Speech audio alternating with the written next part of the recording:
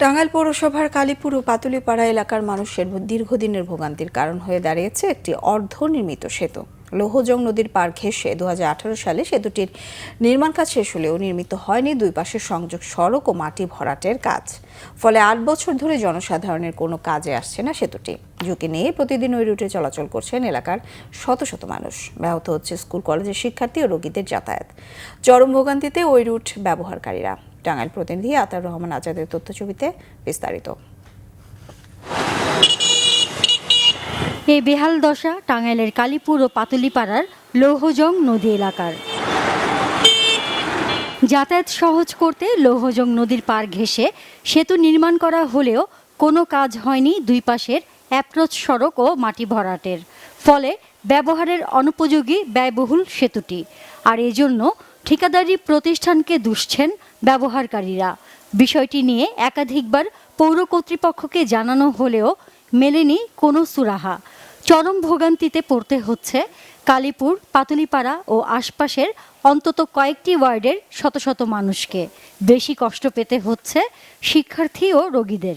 আমাদের যে ভোগান্তিটা আর 27 বছর যাবত ব্রিজটা করে দিছে, কিন্তু এক পাশে মাটি ফেলায় দিছে আর এক পাশে মাটি ফেলায় দেয় নাই।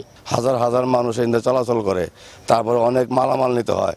আমাদের এক বস্তা চাউল নিতে হলেও আমাদের কাঁধে করে নিতে হয়, একবার নিতে পারি না, ভাঙে ভাঙে নিতে হয়। এলাকার লোকজন একদম আসতে পারে না, এই অনেক জায়গা ঘুরে আসতে হয় দিক দিয়া। আর যারা আগে পূর্বে এটা করছে তারাই যে চলে গেছে তাদের খবরই নাই। এইগুলো ভাঙ্গা ছিল, আমরা দেখা গেছে নিজেরা চলাচলের জন্য মাথায় করে এই মাটি ফেলাইছি। মাটি ফেলাই এনে দেখা গেছে নিজেরা কোনো রকম ভাবে চলাচলের জন্য রাস্তাটা কোনো রকম ভাবে ঠিক করে নিছি। সরকারের কাছে চাই যে আমাদের এই রাস্তাটা একটু মেরামত করে দেখ, আমাদের ভয়রাবার জন্য সুযোগ করে দেখ, কারণ আমরা তো বাঁচতে চাই। বাঁচার মতো ব্যবস্থা পৌরসভার কাছে, এটাই আমাদের কাছে দাবি।